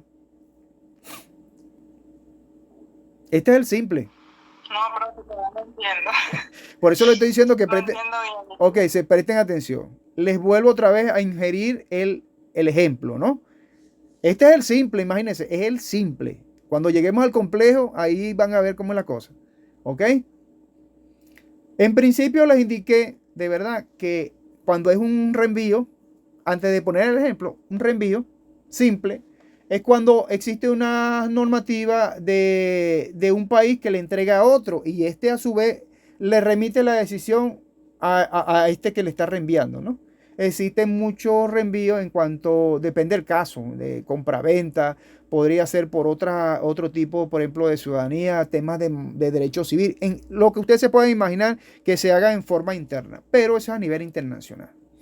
Entonces el ejemplo que estoy infiriendo acá, muchachos, es un contrato. Un ejemplo es un contrato de compra-venta que se celebra. Este es el simple, ¿sí? Un contrato de compra-venta que se celebra entre un ciudadano francés y un ciudadano español. Y se establece que la ley aplicable será el país del vendedor. En vista de que el vendedor es francés, entonces se aplicaría ¿qué ley? La francesa, por supuesto. Sin embargo, la ley francesa establece que para los contratos de compraventa de bienes inmuebles se aplicará la ley del lugar donde se encuentre el inmueble. Si el inmueble se encuentra en España, por decirle un ejemplo, la ley entonces sería la que se aplicaría entonces, la ley española. Sería la que se aplicaría. Este sería un ejemplo de un reenvío simple, ya que la ley francesa remitió directamente a la ley española. Y es la ley española quien tiene que decidir en relación donde se encuentra el inmueble. ¿Sí se entiende, muchachos, ahora? ¿Está claro? Sí, profe. Ok, perfecto. Seguimos entonces. Este es un ejemplo simple de reenvío. Tenemos un segundo ejemplo de reenvío simple. Por ejemplo, en el caso de una persona que fallece en Alemania, por decirle algo. Podría ser en otro país. Dejando un testamento que establece que su herencia se regirá por la ley de su último domicilio. Entonces, la persona tenía su último domicilio en España, pero la ley española establece que la ley aplicable a la sucesión será la del lugar donde se encontraba el patrimonio del fallecido o del cujos, ¿sí? O del causante. Si el patrimonio del fallecido se encontraba en Francia, la ley francesa sería la aplicable, por supuesto, ¿no? ¿Sí? ¿Se entiende? Sí, profe. Ok, entonces, Profe, ya va. ajá, diga. Estoy un poquito confundida. Ok, Voy a poner ok. Vamos a suponer que una empresa española tiene una sucursal en Argentina ok, y surge una disputa entre esta empresa y un trabajador argentino. Se tendrían que utilizar son las leyes argentinas porque el conflicto se está desarrollando en territorio argentino. eso es correcto. Algo así. Ok. Perfecto, Ok. perfecto. Pero Sí, gracias, profe. ok, acuérdese que también aquí estamos, como este es un reenvío simple, están involucrados 2 países, ¿sí? Cuando un reenvío complejo ya intervienen 3, 4 países, 5 países que tienen algún tipo de bien. Este es como muchachos, como un problema, ¿no? Un problema que nosotros debemos ver desde este punto de vista. Porque fíjese lo que dice el ejemplo número 2, que le estoy indicando acá. Una persona, y este es un reenvío simple, una persona fallece en Alemania, deja un testamento que establece que su herencia, establece el testamento que su herencia se regirá por la ley de su último domicilio. Entonces buscamos cuál es el último domicilio. Entonces dice que la persona tenía su domicilio en España, pero la ley española establece que la ley aplicable a la sucesión será la del lugar donde se encontraba el patrimonio del fallecido, ¿sí? Y entonces, si el patrimonio del fallecido se encontraba en Francia, podría ser en Inglaterra, en cualquier otro lugar, ¿qué debe aplicarse? La ley francesa, en este caso, si fue en Francia, ¿sí? Si ese patrimonio se encontraba en Francia, entonces, ¿qué debemos aplicar, muchachos? La ley francesa, que sería la más justa y la más idónea para aplicar en este caso. Este también sería un ejemplo, por ejemplo, de reenvío simple, ¿sí? Ya que la ley española remitió directamente a la ley francesa para nosotros resolver esa controversia, ese caso o ese conflicto. ¿Estamos claros ahí? Es decir, que la ley siempre te va a rebotar a otro extremo, si no te esperas. Depende de la legislación por ejemplo, estos son casos hipotéticos, ¿no? Por ejemplo, de acuerdo a la ley. Por ejemplo, en este caso simple, es la injerencia generalmente de 2 estados, pero hay que ver de dónde, por ejemplo, si la ley francesa te indica de que la persona, tuvo su último domicilio en Inglaterra, entonces a través de la ley de Inglaterra, ¿verdad? Sería por la cual nosotros, si vamos a perseguir, o es decir, si estamos buscando dirimir una cuestión de patrimonio, deberíamos de resolverlo a través de ese país de Inglaterra, que porque la ley nos refirió a resolverlo de esa forma, ¿sí? ¿Más o menos se entiende? ¿O nos complicamos? Profe, entiendo que siempre se va a resolver el conflicto donde esté el patrimonio. Exacto, el patrimonio o la cuestión en interés, es decir, bien sea un patrimonio, bien sea una pensión, bien sea un contrato de arrendamiento, un contrato, podría ser cualquier cosa, ¿sí? Entonces, de acuerdo a eso, la ley te remite, si ellos no son competentes para conocer, porque si la ley te dice en este caso, que se va a conocer porque el patrimonio de la persona según su último domicilio. Entonces buscamos cuál fue el último domicilio de esa persona. Si ese domicilio fue en X país, por ese X país es que nosotros vamos a dirimir el conflicto. Esto está fácil, ¿sí? El último domicilio en este caso, ¿no? ¿Sí? Sí, profe. Ok. Quedó claro. Ok. No, sí, profe, no. entendido. No parece muy claro. Vamos a ver cómo hacemos acá. Ya. Ok. No me convence, muchachos. No me convence. Ok. Es decir, que siempre va a ser el último domicilio. Si usted por aquí tiene un examen o nos hace una pregunta, siempre nos vamos a redimir en el último domicilio que estuvo la persona implicada, ¿no? Podría ser el último domicilio. Acuérdense, muchachos, de leer. Si es el último domicilio, si la ley te infiere que si es referente al último donde se encontraba el patrimonio, ¿saben? Entonces una ley te remite a otra para tratar de solventar esa situación. Es decir, si es referente al domicilio, la ley te va a indicar, bueno, el domicilio, vamos a buscar cuándo fue el último domicilio. Igual en el problema aparece cuál es el último domicilio, ¿sí? Y entonces, en relación a ese que te refiere a la ley, es que vamos a solventar la situación. Bien sea por patrimonio, por domicilio o por cualquier otro tipo de situaciones, bien sea un contrato, lo que usted se pueda imaginar que se puedan resolver a través de conflictos internacionales.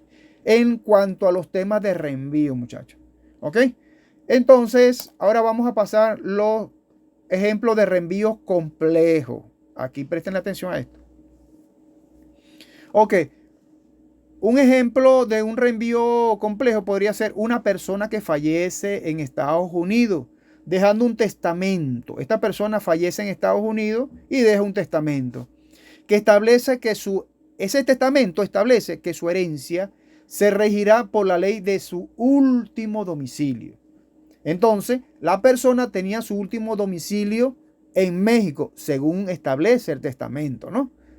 Pero la ley mexicana establece, a su vez, que la ley aplicable a la sucesión será la del lugar donde se encontraba el patrimonio del fallecido. Es decir, nosotros nos remitimos, por ejemplo, la ley de Estados Unidos nos rige o nos envía de acuerdo al último domicilio. Entonces, en vista de que la persona tenía su último domicilio en México, nos vamos a México. Pero esta a su vez indica, la ley mexicana y nos establece que la ley aplicable a la sucesión será la del lugar donde se encontraba el patrimonio del fallecido. Entonces, si el patrimonio del fallecido se encontraba en España o en cualquier otro país, la ley española sería la aplicable, es decir, la última, ¿no? En este caso. Sin embargo, la ley española establece que la ley aplicable a la sucesión será la del lugar donde se encontraba su último domicilio del fallecido. Es decir, cada una remite a países diferentes según el ordenamiento, ¿no? Y en caso de la sucesión será entonces la del lugar donde se encontraba el último domicilio de la persona fallecida. Este es un ejemplo, muchachos, de reenvío complejo. ¿Vieron lo complejo que es la situación? Una ley remite a otra, otra remite a otra, otra remite a otra y a la final se establece de acuerdo a los principios que establece el testamento del causante o del cujo, es decir, la persona que ocasionó toda esta situación. Ok, ya que la ley española en este caso, que fue la última, remite a la ley mexicana, quien a su vez remite a la ley española. ¿Sí? Todos hacen una remisión de acuerdo a lo que está pautado en cuanto a ese testamento. Vamos a colocar otro ejemplo, un ejemplo de reenvío complejo, muchachos. Existe un contrato, por ejemplo, de préstamo, ¿no? Que se celebra entre un ciudadano italiano y un ciudadano alemán. Y se establece que la ley aplicable será el país del prestamista. En vista de que el prestamista es italiano, se aplicaría entonces la ley italiana. Sin embargo, la ley italiana establece también que para los contratos de préstamo, en este caso, que es lo que estamos hablando, un contrato de préstamo, se aplicaría entonces la ley del lugar donde se encontraba el domicilio del prestatario. Si el prestatario tiene su domicilio en Francia, la ley francesa sería la aplicable en este caso, ¿no? Sin embargo, la ley francesa remite a la ley italiana, que a su vez remite a la ley francesa. Este sería un ejemplo de reenvío complejo. ¿Vieron la cuestión de la remisión? Los escucho, muchachos, no los escucho por allí. Sí, profe, bueno, yo sí entendí. Está clarito, no hay muchas complejidades. Bueno, aunque dice que es complejo, ¿no? El reenvío. Uno le reenvía al otro, el otro le reenvía a otro, el otro le reenvía a otro, hasta que a la final decide de acuerdo a lo que indique, en este caso, el contrato de prestamista, el contrato de sucesiones, porque ellos se dirimen de esa forma, pues. Porque no pueden tomar cartas en el asunto cuando, por ejemplo, no le correspondería a ellos hacer ese reenvío, ¿sí? Para que conozcan de ese asunto y solventen la situación. Entonces, en este caso, la ley francesa remite a la ley italiana, que a su vez remite a la ley francesa, para que decidan en relación a un contrato de préstamo, en este caso. Este es un reenvío complejo, muchachos. Este es un ejemplo claro de eso. Ok. Tenemos entonces los efectos del reenvío. El reenvío puede tener varios efectos negativos, incluyendo, primero, la incertidumbre jurídica. La incertidumbre jurídica es la aplicación de la ley correcta. La ley correcta puede ser muy difícil de determinar, lo que puede llevar a resultados impredecibles. En segundo lugar, tenemos los retrasos en la resolución del caso. En este caso, el proceso de reenvío puede ser lento y complejo, lo que puede retrasar la resolución de un caso determinado. Y en tercer lugar, tenemos los conflictos entre países. El reenvío puede crear conflictos entre países si sus leyes de conflictos de leyes son incompatibles. Es decir, acuérdense que cuando existe un conflicto entre países, tratan en lo posible de resolverse de la forma más pacífica, ¿sí? Y entonces tienen que tener por lo menos un punto en común para tratar de dirimir cualquier controversia que ellos consideren necesario resolver, pero de la forma más pacífica, sin caer en violencia de ningún tipo, ni llegar a los extremos de la guerra. ¿Se entiende hasta ahí, muchachos? Estos son los efectos del reenvío. Efecto del reenvío. Ok. Que es la incertidumbre jurídica, retrasos en la resolución de casos, conflictos entre países. Ok. Un ejemplo de una incertidumbre jurídica podría ser la facultad para determinar la ley aplicable en casos con elementos de conexión en varios países. En primer lugar, identificamos el problema central. Esto está referido a la colisión de leyes nacionales en un conflicto internacional. En segundo lugar, analizamos la complejidad de determinados sistemas legal, por ejemplo, la del lugar del contrato, o la del domicilio del demandante, o la del lugar donde se produjo el daño. Debe regir entonces la disputa. En tercer lugar, tenemos que se considera la falta de uniformidad a las leyes nacionales y la ausencia de un sistema universalmente aceptado para resolver conflictos. Y en cuarto lugar, tenemos el que reconocernos que esta incertidumbre puede llevarnos a litigios prolongados, con resultados impredecibles y falta de seguridad jurídica para las partes involucradas. Entonces se plantea también unas soluciones en cuanto al reenvío. Para evitar los efectos negativos del reenvío, se plantean varias soluciones o alternativas, incluyendo, primero, La teoría de Reboy, que está limitada. Esta teoría establece que un tribunal solo debe aplicar la ley del país en la que se remite una vez, e incluso si esta ley remite el caso de vuelta al primer país. La segunda teoría está relacionada a la teoría de la Reboy, que es la total.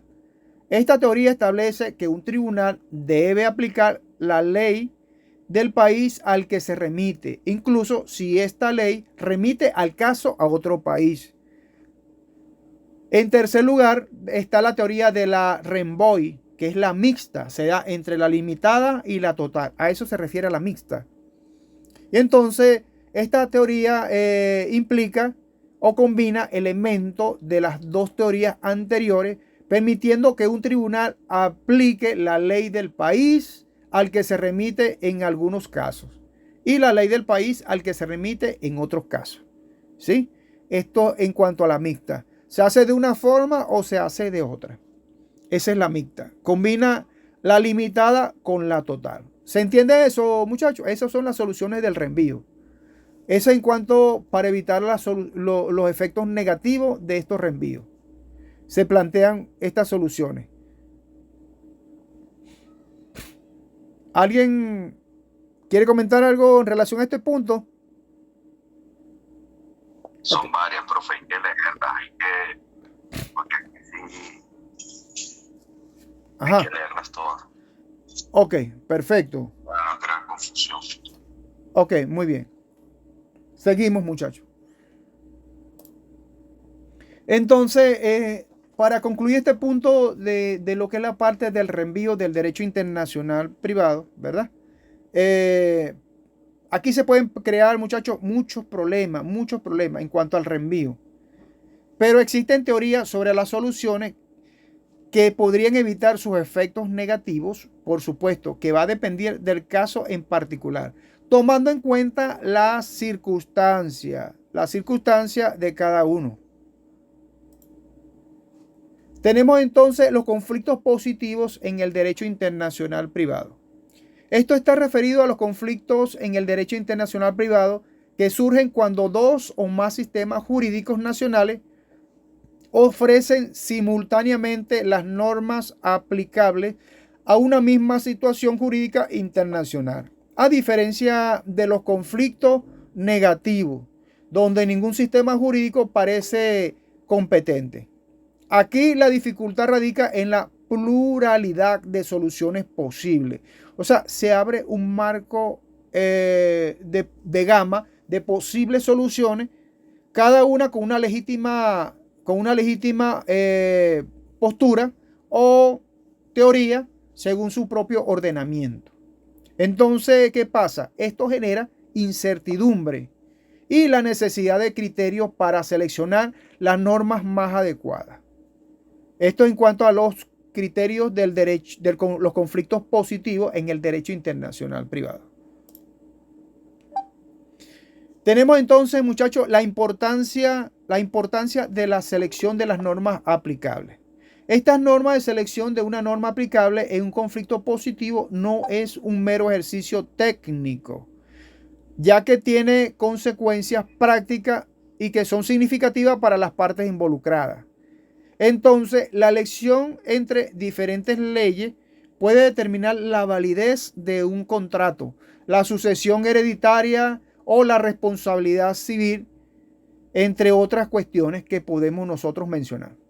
Entonces, por lo tanto, la resolución de estos conflictos requiere un análisis cuidadoso de las normas en juego y sus posibles efectos. Tenemos los métodos para resolver conflictos positivos. En primer lugar, existen diferentes métodos para resolver conflictos positivos. Uno de ellos es la aplicación de las reglas de conflictos específicos, que priorizan un sistema jurídico sobre otros en función de los criterios preestablecidos, como la nacionalidad de las partes o ubicación de los bienes. Ok, muchachos, se había cortado la comunicación allí. Estaba mencionando los métodos para resolver conflictos positivos. En primer lugar, tenemos que existen diversos métodos para resolver conflictos positivos. Uno de ellos es la aplicación de reglas de conflicto específicas que priorizan un sistema jurídico sobre otros en función de criterios preestablecidos. Esto está referido como la nacionalidad de las partes o ubicación de los bienes. En segundo lugar de este método tenemos otro método que consiste en un análisis comparativo de las normas en conflicto, buscando la solución más justa y equitativa en el caso concreto, teniendo en cuenta los principios generales del derecho internacional privado. Y en tercer lugar tenemos la cooperación judicial internacional. También juega un papel crucial en la resolución de estos conflictos. Tenemos entonces la necesidad de armonización. Tenemos 3 puntos, que el primero es la creciente de globalización y la interdependencia entre los sistemas jurídicos nacionales que hacen cada vez más frecuente la aparición de conflictos positivos. En segundo lugar, tenemos que mitigar esta problemática, ya que es fundamental la armonización de las normas de derecho internacional privado o a nivel internacional o regional.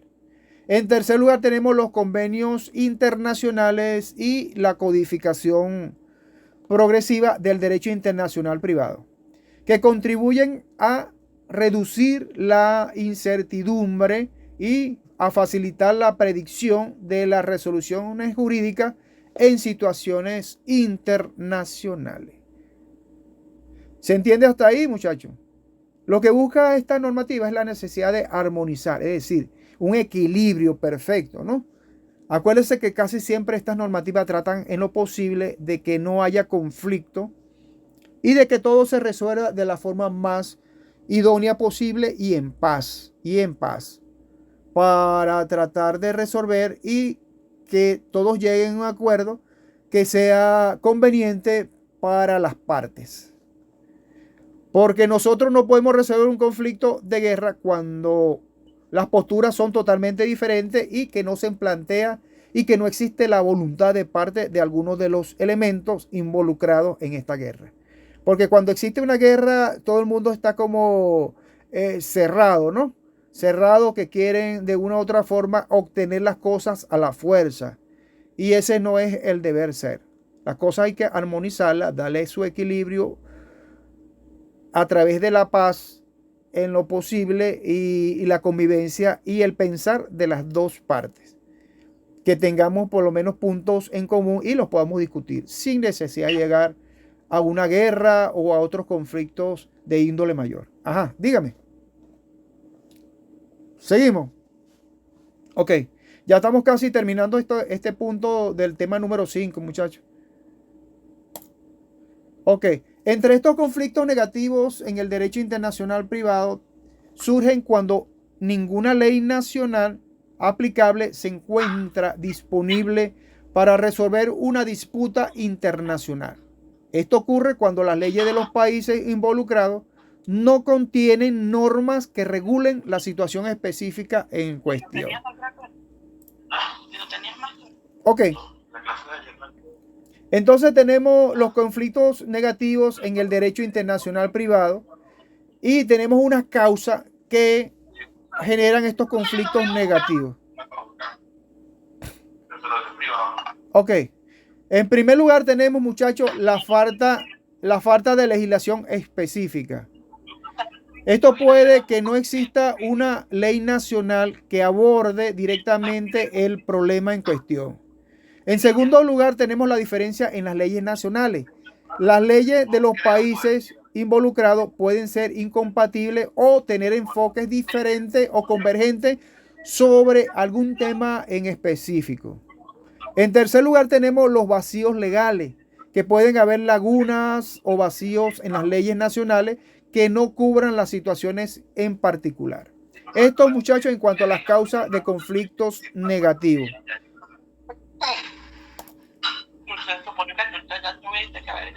Ok, muchachos. Ajá. Se escuchan por ahí voces que no están programadas por acá. Ok. Entonces, muchachos, tenemos unas consecuencias de los conflictos negativos. En primer lugar, tenemos la incertidumbre jurídica, que ya la hemos mencionado, que es la falta de una ley aplicable que crea incertidumbre sobre los derechos y obligaciones de las partes. En segundo lugar, tenemos la dificultad para resolver las disputas. La ausencia de un marco legal claro dificulta la resolución de la controversia. Y en tercer lugar, tenemos la inequidad. La falta de una ley aplicable que pueda resultar en una solución injusta para una o ambas partes. ¿Sí? Ok. Entonces, en cuanto a la solución de los conflictos negativos de los tribunales, podemos recurrir a diferentes estrategias. Estrategias que, ya, bueno, en vista de que se cayó la comunicación, ya estamos sobre la hora. Ok, vamos a haberle explicado esta parte de la solución de los conflictos negativos. En cuanto a los tribunales, pueden recurrir a diferentes estrategias, bien sea por la analogía que aplican las normas de una ley nacional similar a la situación en cuestión. En segundo lugar, tenemos los principios generales del derecho, que aplican a principios generales del derecho internacional privado o la del derecho interno. En tercer lugar, tenemos el derecho consuetudinario, que busca solucionar el derecho consuetudinario o internacional o nacional. En cuarto lugar, tenemos el derecho comparado, que se refiere a consultar las leyes de otros países para encontrar soluciones comparables o compatibles. Esto en cuanto a la solución de los conflictos negativos del derecho internacional privado. De esta forma hemos concluido los temas correspondientes a la clase número 4 de los temas 4 y 5. Entonces dejamos el tema número 6 y 7 para la próxima clase.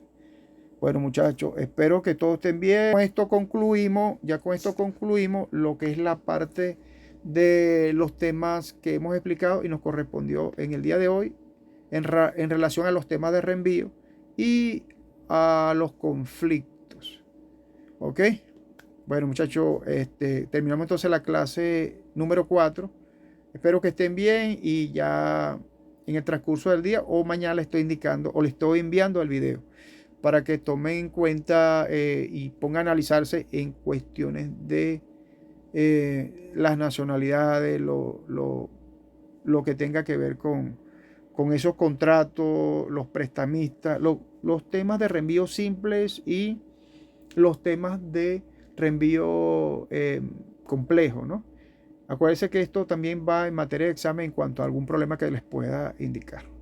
Bueno, muchachos, ya no les quito más tiempo. Espero que estén bien. Feliz día y estamos en contacto. Por esta vía les voy a inferir en otro video los temas que ustedes van a seleccionar en cuanto al trabajo de investigación. Voy a ver si en el transcurso de esta semana me da oportunidad para enviárselo. De todas maneras, es importante que tengan en cuenta que los temas de investigación, es decir, están pautados allí en lo que es la parte de la programación. Y vamos a escoger cada tema para realizar el trabajo que tenemos que presentar y la discusión de la presentación de ese trabajo, el cual tienen que hacer un video, como yo les expliqué en una oportunidad. Generalmente estos temas tiene que uno irlos desarrollando paulatinamente, porque generalmente es casi de todas las clases que uno vaya viendo, de todo lo que hemos aprendido. Entonces, por sus propios medios y cuenta, van a realizar como especie de un informe donde ustedes van a contar qué han aprendido en relación a las clases, cómo ha sido su motivación en las clases, qué fue lo que ustedes aprendieron en relación a la materia de derecho internacional privado. Bueno, ahora sí los dejo. Cuídense mucho. Hasta luego. Feliz día, feliz fin de semana. Hasta luego.